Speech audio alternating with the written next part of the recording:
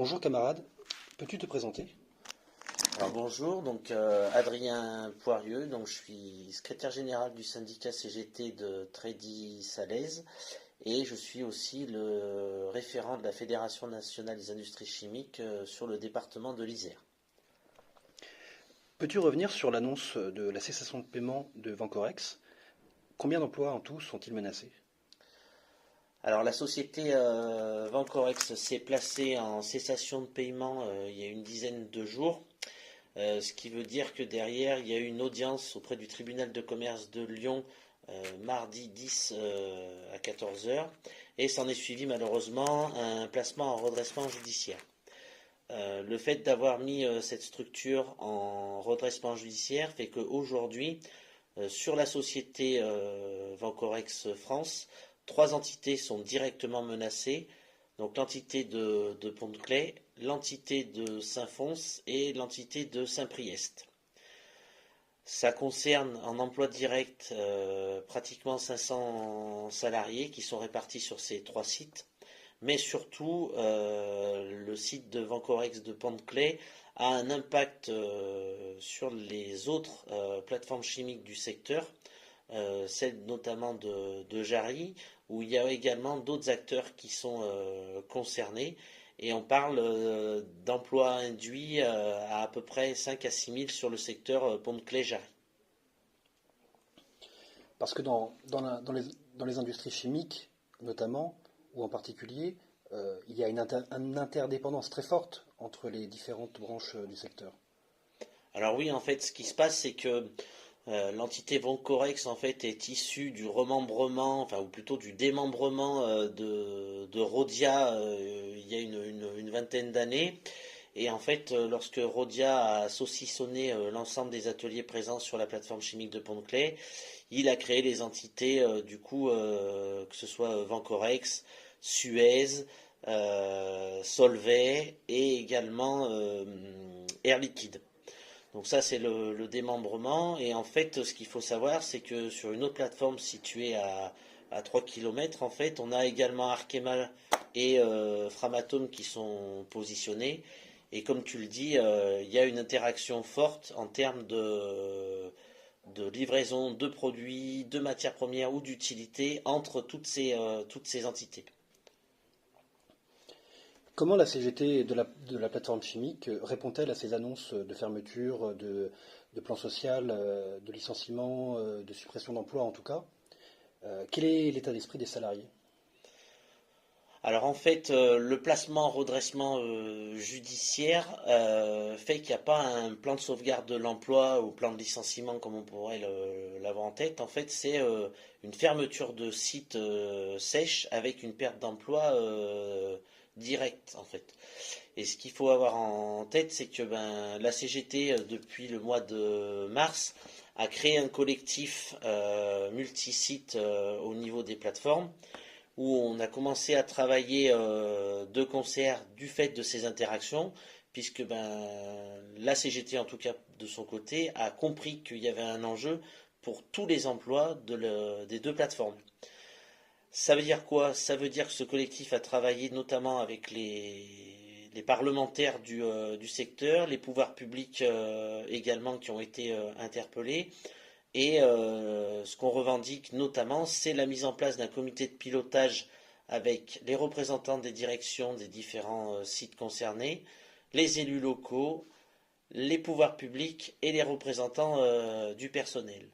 L'idée étant de trouver un repreneur ou de pérenniser l'activité de fabrication des isocyanates et des tolonates sur le site de Pont-de-Claix.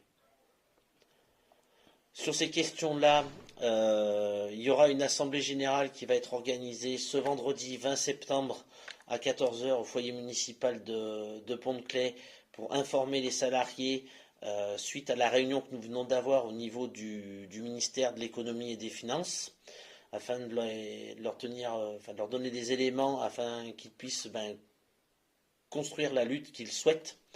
Et la Fédération nationale des industries chimiques, lors de son assemblée générale le 10 septembre dernier, a pris la décision d'organiser une manifestation de grande envergure dans les rues de Pont-de-Claix le 1er octobre, date qui avait été choisie par la Confédération pour la mobilisation interprofessionnelle. Comme tu le dis, la FNIC-CGT appelle à faire de Pont-de-Claix l'épicentre de la lutte, ce 1er octobre, journée de grève nationale interprofessionnelle. Au-delà de Vancorex, l'heure est-elle bien à la lutte pour l'emploi et la réindustrialisation, notamment dans ces territoires où on sait que lorsque l'usine ferme, c'est tout qui ferme? Alors oui, effectivement, si on reste en lien avec ce que pourrait dire notre cher président de la République, c'est que on souhaite la réindustrialisation et conserver une certaine souveraineté nationale. Or, on se rend bien compte sur le terrain, avec de telles annonces, qu'au final, le pouvoir de l'État, il est relativement faible dans ce secteur et que c'est bien les capitalistes qui ont la main sur les outils de travail et surtout sur le devenir des salariés. Mais à un moment donné, il va bien falloir se rendre compte que sur ces questions d'enjeux et de souveraineté nationale, on a le contrat qui lie Arkema à Ariane sur la livraison de carburant du coup pour la fusée qui est utilisée sur le site de Kourou. Il y a un contrat de 10 ans qui a été signé pendant l'été.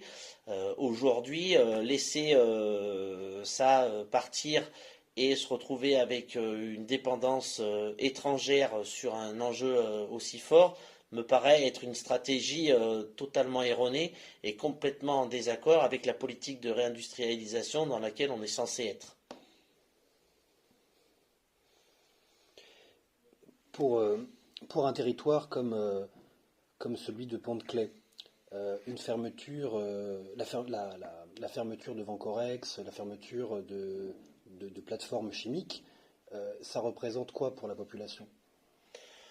Alors, moi je ne suis pas sur le secteur, donc effectivement ce serait mieux que les camarades répondent à cette question, eux qui vivent sur place, hein, qui ont connu le côté très familial lié à Rhône-Poulenc, avec la mise à disposition pour les salariés de logements, de petits jardinets associés, hein, ce qu'on appelait les cités ouvrières. Du coup, forcément, il y a un attachement particulier où on sait que depuis 3 ou 4 générations, eh ben, ces salariés-là ont tous plus ou moins de la famille qui a travaillé au niveau de la plateforme. Et il y a un enjeu également sociétal, c'est-à-dire que si les usines ferment, du coup, les services publics vont être impactés, les commerçants, et c'est toute une économie locale qui s'effondre. Et à un moment donné, il faut impérativement que les pouvoirs publics se saisissent de cela et que l'industrie, si elle disparaît, c'est également tous les pans des services publics qui sont également impactés. Est-ce qu'aujourd'hui, Vancorex, comme d'autres sites industriels majeurs du pays, est-ce qu'il y a une utilisation hypocrite de l'argument environnemental de la part des patrons et des pouvoirs publics pour justifier une désindustrialisation, l'accélération d'une désindustrialisation massive dans le pays? Alors sur ces questions-là, on les laissera répondre. En tout cas, nous, la CGT, on a un avis assez précis là-dessus. Le fait d'avoir des productions qui soient délocalisées dans des pays où les réglementations environnementales sont beaucoup plus laxistes que celles que l'on peut avoir en Europe, et également le fait de devoir transporter donc tous ces produits qui sont fabriqués par cargo ou par avion ont un impact environnemental significatif et ne correspond pas non plus à tout ce qu'on est censé faire en termes de politique sur la sauvegarde de l'environnement et de la planète, sur notamment les émissions en CO2. Donc bien sûr qu'il y a un enjeu à conserver nos industries sur nos territoires et en Europe pour limiter l'impact environnemental et ne pas jouer justement sur l'hypocrisie qui peut en être fait, de se dire on ferme sur le secteur et chez nous c'est propre, mais de tout polluer ailleurs sur la planète.